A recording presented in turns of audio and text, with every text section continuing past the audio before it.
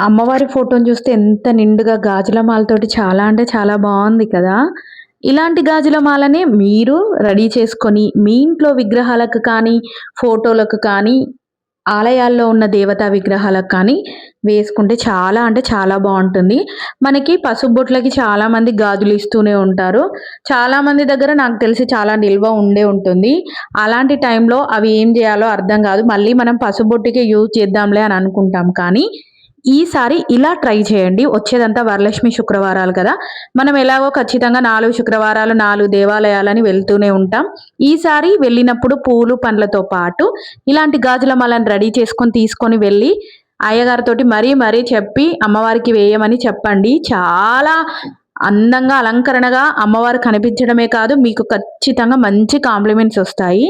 So, వీడియోలోకెళ్ళిపోతే ఏమేం కావాలి అనంటే మీకు అంటే లెంగ్త్‌ని బట్టి మీకు కొంచెం లెంగ్త్‌ని బట్టి గాజులు తీసుకోండి. నేనైతే పొడవుగా కావాలి కాబట్టి 2 డజన్ల గాజులు, 2 మీటర్ల లేస్, అలాగే సాటిన్ రిబ్బన్ దానికొక సూదైతే తీసుకున్నాను.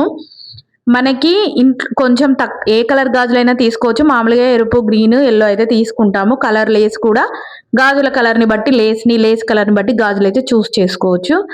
సో, ఇలా చూజ్ చేసుకున్నప్పుడు నెక్స్ట్ ఇంకోటేంటంటే ఫస్ట్ మనం గాజుకి ఇలా లేస్‌ని వీడియోలో చూపిస్తున్న విధంగా ఫస్ట్ నాట్‌ని సాటిన్ రిబ్బన్‌తోటి పైకి తీసి దాన్ని చివర్లు గూడా ముడేసుకొని ఫస్ట్ గాజుని లేస్‌కైతే ఫిక్స్ చేయాలనమాట. సాటిన్ రిబ్బన్ అనేది ఏందనంటే అమ్మవారి మెడలో మన విగ్రహాలకి వేసేటప్పుడు దండలాగా కావడానికి ఈ సాటిన్ రిబ్బన్ సాయం అయితే తీసుకుంటున్నాము. ఇలా సాటిన్ రిబ్బన్ తోటి మనం గాజుకి లేస్‌నైతే ఒక సూది ద్వారా కొంచెం పెద్ద సూదైతేనే సాటిన్ రిబ్బన్ అనేది బాగా వస్తుందని జెప్పేసి పెద్ద సూదైతే తీసుకొని ఫిక్స్ చేయండి. తర్వాత ఇలా గాజు కిందికి గాజుని పెట్టేసి లేస్ పైకనేసి ఫస్ట్ గాజు నుంచి లేస్‌ని ఇలా పైకనేసి మనం పెట్టిన రెండో గాజు నుంచి అయితే మళ్ళీ లేస్‌ని వీడియోలో చూపిస్తున్న విధంగా కిందికైతే అనేయాలన్నమాట. చూడండి, వీడియోని మీరు మొదటి నుంచి చివరి వరకు చూడండి. ఇక్కడ కొంచెం వీడియో కట్ అయింది కానీ మీకు ముందు మళ్ళీ క్లియర్‌గా అది కనిపిస్తుంది. చూడండి, ఇలా పెట్టేసుకొని మళ్ళీ ఇప్పుడు ఇంకో గాజు తీసుకొని చూడండి, గాజు కిందికి గాజు పెట్టేసి ఆ మధ్యలో ఉన్న ఏదైతే అక్కడ మనకు ఉంది చూసారా? యెస్. ఆ షేప్ నుంచి మనము లేస్‌నైతే పైకనేయాలి. మళ్ళీ నెక్స్ట్ మనం ఇప్పుడు ఏదైతే పెట్టుకున్న గాజు నుంచి మళ్ళీ లేస్‌నైతే కిందికనేయాలన్నమాట. ఇది ఈ గాజుల మాల అల్లుకునే విధానం అన్నమాట. మీరు ఇంకా క్లియర్‌గా చూస్తే ఇంకా క్లియర్‌గా వీడియోస్ వస్తూనే ఉంటాయి. ఈ పిక్చర్ ఉంటూనే ఉంటుంది. సో, ఇలా ఒక గాజు వెనక ఒక గాజు మనకి ఇంట్లోకనుకోండి ఫోటోకైతే చాలా చిన్నది చేసుకోవచ్చు. అదే కొంచెం మనకు కొద్దిగా పెద్దగా ఇంట్లో ఫోటో ఉంటే దాన్ని బట్టి మనమైతే ఈ లెంగ్త్‌ని బట్టి అయితే గాజులు మనం చేసుకోవచ్చు. ఇలాంటివి చేసుకునేటప్పుడు మనకు కొంచెం ఓపిక ఉంటే సరిపోతుంది. చాలా అందంగా ఉంటుంది. నేను అస్సలు అనుకోలేదు అవుట్‌పుట్ అనేది ఇంత బావుంటుందని అనుకోలేదు. కానీ ఏదేమైనా కూడా అమ్మవారు అలంకార ప్రియురాలు కాబట్టి ఎంత బాగా అందంగా అలంకరిస్తే అంత బాగా కనిపిస్తారు. మన చేతులతోటి ఇలా చేస్తే ఇంకా ఆనందంగా అనిపిస్తుంది. సో, వీడియోనైతే నచ్చితే లైక్ చేయండి, షేర్ చేయండి, సబ్స్క్రైబ్ చేయండి.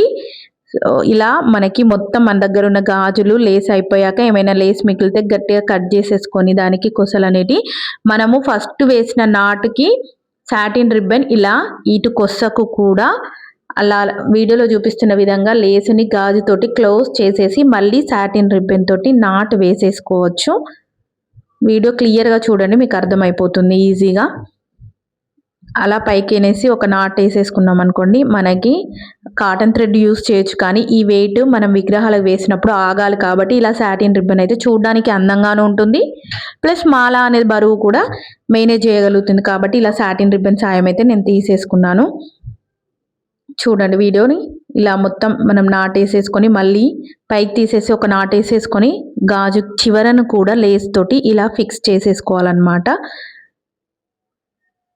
ఊడిపోకుండా ఉండడానికి మరొక 2 ముళ్ళు అట్లా వేస్తే మనకి ఈజీగా ఎటంటే అటు మనకు కొంచెం వెయిట్ అనేది మేనేజ్ చేయగలుగుతుందన్నమాట. ఫోటోలకు కానీ విగ్రహాలకు కానీ వేసినప్పుడు. చూడండి, మీకు ఫస్ట్ కూడా ఒక ఫోటో చూపించాను. మా ఇంట్లో ఉన్న చిన్న ఫోటోకి నేనైతే వేసి చూపించాను. చాలా బాగుంది. ఎంత లెంతీగా కావాలంటే అంత లెంతీగా చేసుకోవచ్చు. మరిన్ని మంచి కంటెంట్ల కోసం వీడియోని లైక్ చేయండి, షేర్ చేయండి, సబ్స్క్రైబ్ చేయండి.